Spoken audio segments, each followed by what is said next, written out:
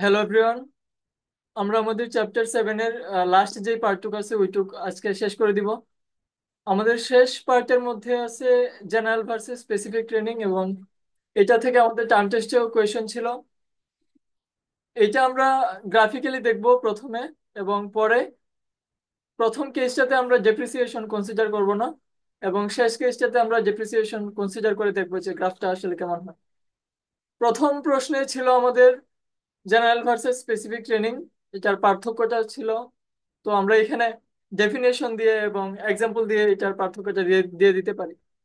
General training বা general on the job training হচ্ছে এমন একটা ট্রেনিং যেটার ফলে যে স্কিল এবং নলেজটা গ্যাদার হবে ওইটা সব ইন্ডাস্ট্রির ক্ষেত্রেই অ্যাপ্লিকেবল হবে। অর্থাৎ এমন একটা স্কিল অথবা নলেজ গেইন করবে সে ট্রেনিং এর মাধ্যমে, যেটা আসলে যে কোনো ইন্ডাস্ট্রিতেই সে অ্যাপ্লাই করতে পারবে চাইলে।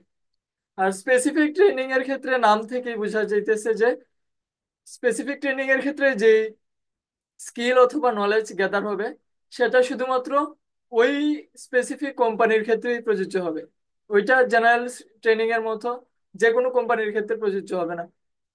এইটার একটা এক্সাম্পল এমন দেওয়া যেতে পারে, যেমন মাইক্রোসফট এক্সেলের কাজ যদি কেউ শিখে, তাহলে মাইক্রোসফট এক্সেলের কাজ এখন মোটামুটি সব ইন্ডাস্ট্রিতেই বা ছোটখাটো যে কোনো কাজেই দরকার হয় মাইক্রোসফট এক্সেলের নলেজটা। এখন কেউ যদি এইটা শিখে, মাইক্রোসফট এক্সেলের উপরে কোর্স করে, তখন সে চাইলে যে কোনো কোম্পানিতে অথবা যে কোনো ছোটখাটো কোম্পানি অথবা যে কোনো বিজনেসের পারপাসে সে এই ট্রেনিং এর ফলে সে যে স্কিল এবং নলেজ গ্যাদার করছে সেইটা ইউজ করতে পারে চাইলে।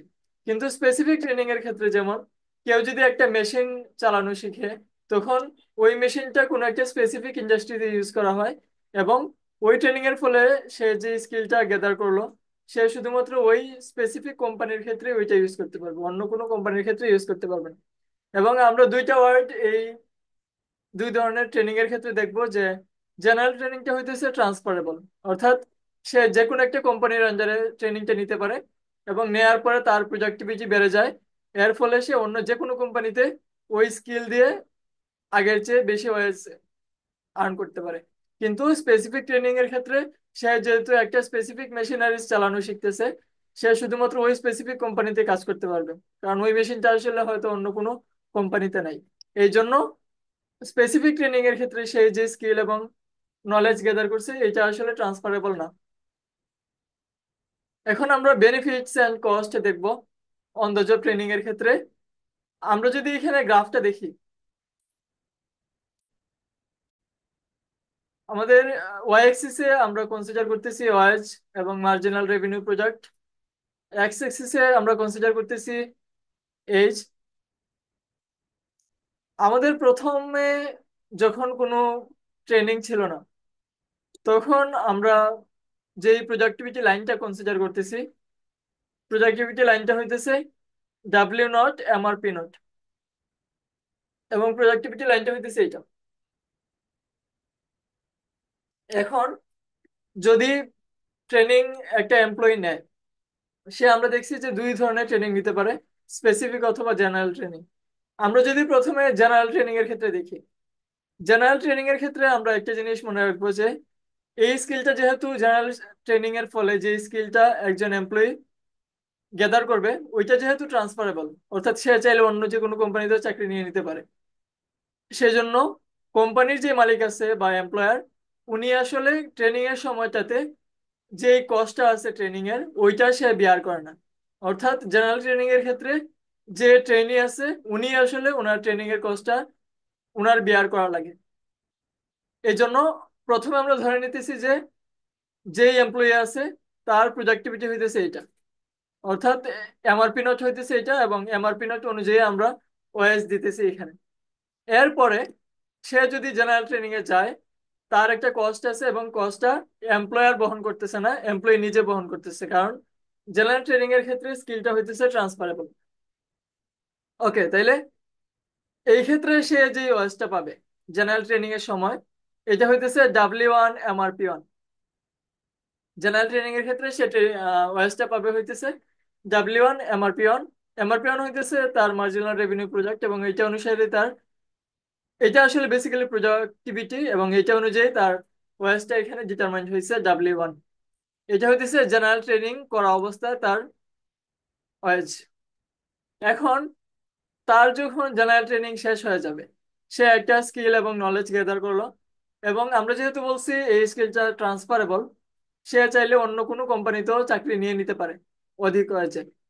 এখন তার প্রোডাক্টিভিটি আমরা ধরলাম যে আগে তো ছিল এটা, ট্রেনিং এর সময় এটা, ট্রেনিং এর পূর্বে হইতেছে এটা, এবং ট্রেনিং এর পরে হইতেছে এটা, W2 MRP2। এবং তার যেহেতু MRP2 দিয়ে বুঝাইতেছে যে আগের যে প্রোডাক্টিভিটি এখন বেড়ে গেছে, সো তার ওয়েজও বেড়ে গেছে। আগে ছিল W1 ট্রেনিং করা অবস্থায়, এখন ট্রেনিং শেষে তার প্রোডাক্টিভিটি যেহেতু বেড়ে গেছে, তার ওয়েজ হয়েছে W2। W2 অনুসারে তার যে আর্নিংস এর লাইনটা হবে এটা CD।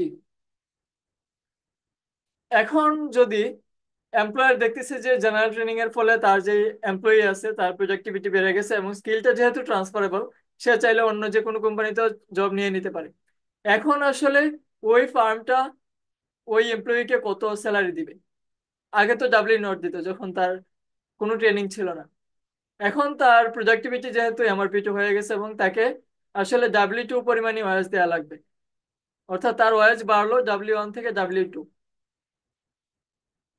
কারণ তার যেহেতু এখন প্রোডাক্টিভিটি বেশি, সে চাইলে অন্য কোনো কোম্পানিতে শিফট করে ফেলতে পারে। এই জন্য এই কোম্পানি যদি তাকে W2 পরিমাণ ওয়েজ না দেয়, তাহলে সে আসলে কোম্পানি ছেড়ে চলে যাবে আর কি। এটা হইতেছে জেনারেল ট্রেনিং এর ক্ষেত্রে। স্পেসিফিক ট্রেনিং এর ক্ষেত্রে আমরা যেহেতু বলছি এই স্পেসিফিক ট্রেনিং এর ক্ষেত্রে যে স্কিল এবং নলেজ গেদার হবে এইটা ট্রান্সফারেবল না, অর্থাৎ অন্য কোনো কোম্পানিতে চাইলে ওই স্কিলটা কাজে লাগানো যাবে না। এই ক্ষেত্রে যখন ট্রেনিং নিতেছে একজন এমপ্লয়ি, তখন তার বেতনটা W0 থাকে, MRP0। MRP0 তার প্রোডাক্টিভিটি এবং ওইটা অনুযায়ী তার ওয়েজ হইতেছে W2। এখন ওয়েজ যদি W2 হয়, ওয়েজ W2 হলে, সরি, ওয়েজ W0 হলে, তখন সে তো স্পেসিফিক ট্রেনিং নিতেছে। স্পেসিফিক ট্রেনিং নেওয়ার পরে তার তো স্কিলস এবং নলেজ গ্যাদার হইলো। গ্যাদার হওয়ার পরে কোম্পানিও জানে যে সে যে স্কিলটা গেইন করছে ওইটা আসলে অন্য কোম্পানিতে অ্যাপ্লিকেবল না। আবার এমপ্লয়ি যিনি আছে, যিনি প্রশিক্ষণ নিছে, উনিও জানে যে তার সে যে স্কিলটা অর্জন করছে ওইটা আসলে অন্য কোম্পানিতে অ্যাপ্লিকেবল না। এখন আসলে ওয়েসটা কত ডিটারমাইন হবে? এখন ওয়েসটা ডিটারমাইন হবে W0 থেকে W3 এর মাঝামাঝি। কারণ W2 হবে না, কারণ তার প্রোডাক্টিভিটি অনুযায়ী এখন সে আসলে এমপ্লয়ারটা ওই এমপ্লয়িকে ওই পরিমাণ ওয়েজ দিবে না এখন। কারণ সে জানে যে তার প্রোডাক্টিভিটি এত হইলেও সে অন্য কোনো কোম্পানিতে যে ওই প্রোডাক্টিভিটি অনুযায়ী কাজ পাবে না। আর যদি পায়ও, তাও আসলে সে স্যালারি ওইরকম পাবে না, আগের মতোই থাকবে। এখন একটা সিচুয়েশন ক্রিয়েট হয়। এই সিচুয়েশনটা হইতেছে বাইলেটারাল মনোপলি, আমাদের বইয়ে আছে কথাটা। বাইলেটারাল মনোপলি মানে হইতেছে দুই দিক থেকে মনোপলি, অর্থাৎ বায়ারও একজন, সেলারও একজন। বায়ার একজন মানে এখানে বুঝাইতেছি আমরা এমপ্লয়ার, এবং সেলার মানে যিনি তার লেবার সেল করতেছে উনি হইতেছে এমপ্লয়ি। এখন দুই পার্টি জানে আসলে যে স্কিলটা নন ট্রান্সফারেবল এবং অন্য কোনো কোম্পানিতে চাকরি পাওয়া যাবে না। তাই একটা বাইলেটারাল মনোপলি এখানে ক্রিয়েট হয়ে যায়, যে দুই পক্ষ আসলে কেউ কেউ ছাড় দিতে চায় না। এখন এর মতো অবস্থায় W0 থেকে W3 এর মধ্যে আসছে ডিটারমাইন স্পেসিফিক ট্রেনিং এর ক্ষেত্রে। এইখানে কিন্তু আমরা কোনো ধরনের ডেপ্রিসিয়েশন কনসিডার করি নাই। পরের গ্রাফটাতে আমরা ডেপ্রিসিয়েশন কনসিডার করবো, কারণ আমরা যতই ট্রেনিং নেই আমাদের বয়স বাড়ার সাথে সাথে যে হিউম্যান ক্যাপিটালটা আছে ওইটা ডেপ্রিসিয়েট হইতে থাকে। এখানে আমরা ডেপ্রিসিয়েশন কনসিডার করতেছি। আমাদের গ্রাফ একদম আগের মতোই আছে সবকিছু, এবং এইখানে আমরা এক্সট্রা একটা লাইন নিছি, DG। প্রথমে আপার স্লোপিং, পরে হইতেছে ডাউনার স্লোপিং। এখন এমন যদি হয় আমাদের ট্রেনিং না থাকা অবস্থায় আমাদের আর্নিংস হইতেছে EF, কোনো ধরনের ট্রেনিং ছাড়া। এখন যদি আমরা ট্রেনিং নেই এবং আমরা স্কিল গ্যাদার করি, তখন আমাদের প্রথম দিকে ওয়েসটা বাড়তে থাকবে, প্রোডাক্টিভিটি বাড়ার কারণে বাড়তে থাকলো। এবং আমরা এখানে দেখতেছি যে এইটা অনুযায়ী যদি আমাদের ওয়েসটা দেখি, এখানে আসলে মোটামুটি 45 বা 46 47 এরকম হবে ওয়েসটা, সরি এইজটা। তখন 45 থেকে 47 বা এরকম এজটা আসলে আমাদের মিড লাইফ বা মিড লাইফের একটু পরে আর কি। এই ক্ষেত্রে এইটার পরে আমরা দেখতেছি যে আমাদের আর্নিংসটা আসলে কমতে থাকে, কারণ আমরা যে নলেজ এবং স্কিল গ্যাদার করছি এটা আসলে ডেপ্রিসিয়েট হইতে থাকে, কারণ হিউম্যান ক্যাপিটাল ডেপ্রিসিয়েট হয় বয়সের সাথে সাথে। এটা ছিল আমাদের অন দ্য জব ট্রেনিং এর এবং স্পেসিফিক ট্রেনিং এর ক্ষেত্রে যদি ডেপ্রিসিয়েশন আমরা কনসিডার করি তখন আসলে কেসটা কিরকম।